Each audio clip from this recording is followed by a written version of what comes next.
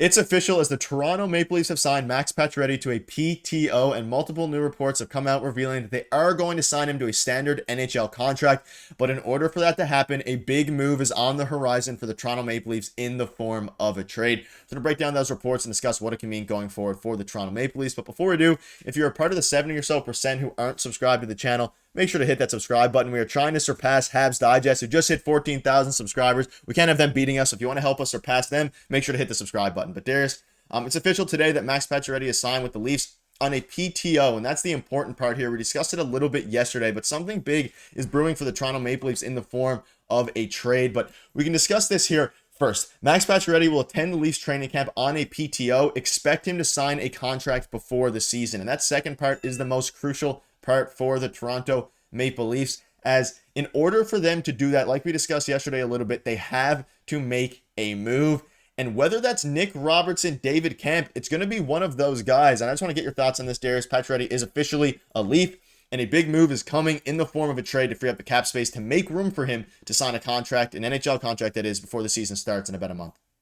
I think there's potential for the trade to involve somebody else as well, but I'll get to that in a second. If Max Pacioretty was going to sign with the Leafs, there's no way it was just a PTO without an agreement in place for a regular contract after that when the regular season starts.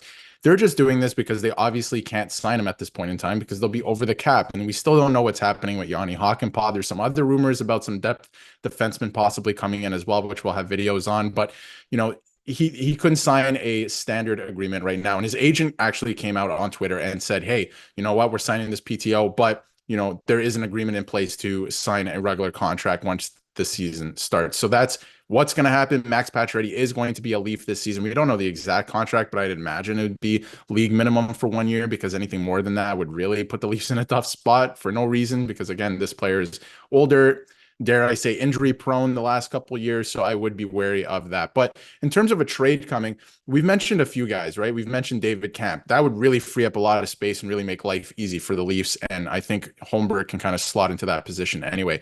Obviously, Nick Robertson, there's lots to talk. Sarah Valley came out yesterday and said he could still be on the trade block because now he's easier to trade. He has more value because he has signed that contract. There's also Timothy Liljegren, right? Nobody's really talking about. Obviously, I think that maybe the Leafs should keep him just to start the season, just to see if, last year was a product of his injury, and maybe he can take a step forward. There's also Yarncroke, which nobody's really talking about, who could be traded as well, although I'm not sure if that makes a lot of sense. He's a right-handed shot. They just acquired a left wing. Making room on the right side for a left shot winger, it doesn't really make sense to me right now, just the way that the team is built. So maybe it is somebody else. Could be Yarncroke, but I think it might be somebody else. But lots of options here still for the Leafs. So there's a lot going on, but we know for sure there's a trade coming. Right now, the way the team is structured, it doesn't make sense. A trade has to be made. Yeah, and it's going to be something that we discuss over the next few days in our stream tonight as well. I'm sure we'll be covering a lot of those things there, but we know that yesterday Nick Alberga came out and said with the Leafs signing Nick Robertson and reportedly trending towards an agreement with Pacioretty, which they ultimately signed about an hour ago here in Toronto, continues to explore the trade market to free up the cap space in order to sign him. And again, we knew that he was going to sign with the Leafs probably yesterday, but the big question mark was whether or not they were going to make the trade before, so that way they wouldn't have to do all this PTO stuff, but they did.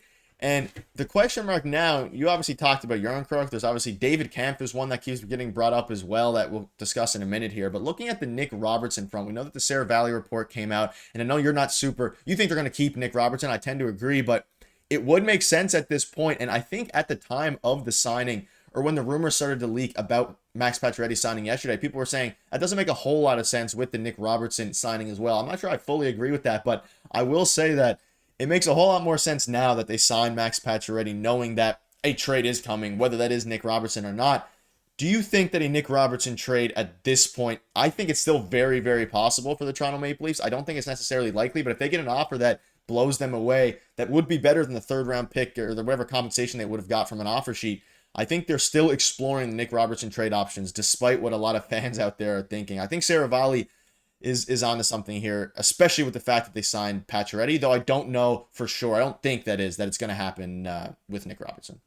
It's still definitely possible, and I think it makes sense, right? Like they can still definitely explore that, and I feel like True Living probably is at this point in time because I'll get to it in a second. But there's a log jam at the forward position right now with this team, so especially with special teams, I'll get to that in a second. But it's definitely still possible. I personally wouldn't do it. This whole time we were talking about he needs to sign and stay in Toronto. It's best for both parties, right? So I feel like that's probably what's going to end up happening. And obviously, some other insiders are saying that's probably what's going to happen, opposite of what Sir Valley's saying. So anything can still happen, obviously. And I'm sure they're still looking at that possibility, but I would keep him on the team. That's just me personally. But now with Pacioretty coming in, it's very interesting. Where does he slot up into the lineup? Because you have four left wings now that can kind of play wherever in the lineup. And I was hoping that the Leafs would have more identity throughout the lineup. And it's just kind of everyone's everywhere right now. We have no idea what's going to happen going to training camp. And in terms of special teams, like I mentioned, when you look at the power play, now you have Pacioretty. I feel like Robertson should be playing on the power play. You obviously have the four guys who always play on the power play, and they just acquired OEL, who maybe could be a quarterback on the power play. So there is a lot of players there. They're going to have two really good units, but I feel like there's maybe too many guys there in that sense. So maybe Robertson is on the way out. I'm sure they're exploring everything. To me, the thing that makes the most sense is to trade David Kampf at this point because he makes too much for what he is, and they have another player on the roster who can fill in that spot. So that's what makes sense to me. But I think Robertson being moved is still a possibility. I just wouldn't do it personally. Yeah, and the question is, if they're trying to get rid of David Kemp, would they have to attach a pick in order to do that, or would they have to give up some assets? Because at this point, it's unknown whether he's a negative asset, but he's definitely not making. He's definitely making too much for what he did, especially last season. But Pacioretty is still, we can kind of shift a little bit here. He's still a very good player. 47 games, he put up 23 points. Like, the issue with him is that he's approaching 36 years old. He's had two injuries in the same Achilles tendon, which is usually not a great sign, especially as you start to age. But I mean, he still put up a fairly productive season last year with the Washington Capitals there. 23 points, 47 games, approaching 36 years of age, albeit within the first month or two of the season. Do you think, I know I'm a lot higher on Max Pacioretty than most people are, and that was in the stream a week or two ago when we were discussing this as a potential option. Most of you guys in the chat were saying, hey, I don't want Max Pacioretty.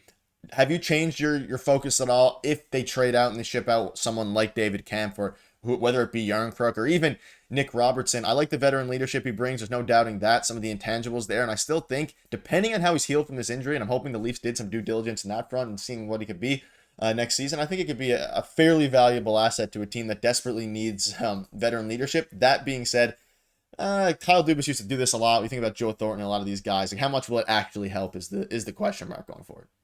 Yeah, personally, I probably would have done something else, or maybe not have signed this player and, signed Hawk and Paw and used the salary cap for something else. I can't see the vision yet. Obviously, a trade is coming. We'll see what the team looks like shortly. But I personally wouldn't have done this. But now that he is signed and obviously will be signed for the entire season, I think he does have some use, right? Like I mentioned, power play. And I feel like the Leafs need to start splitting up the power play a little bit. The Bruins did that to them, and the Bruins won the series. So I feel like they have to play around with that a little bit. So he adds to the special teams. Obviously, he brings leadership qualities. He's been around the league for a long time, so he's going to help the younger guys on the team. And obviously, he wants to win a Stanley Cup too, right? I think that's another driving force. That I know that the Leafs signed a lot of older guys the last couple of years, like you just mentioned. Dubas brought in a lot of guys who want to win the Stanley Cup.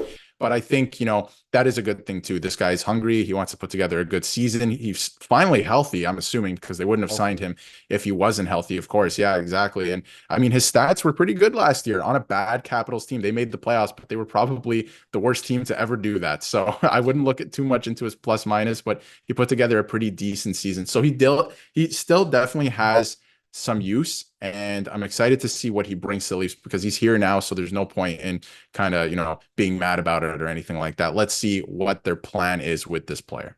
Yeah, and again, still averaging 14 minutes a game on the ice. So it's going to be very interesting to see what happens going forward with him. Let us know in the comments, are you excited about this move and what you think the Leafs are going to do next. See you guys soon.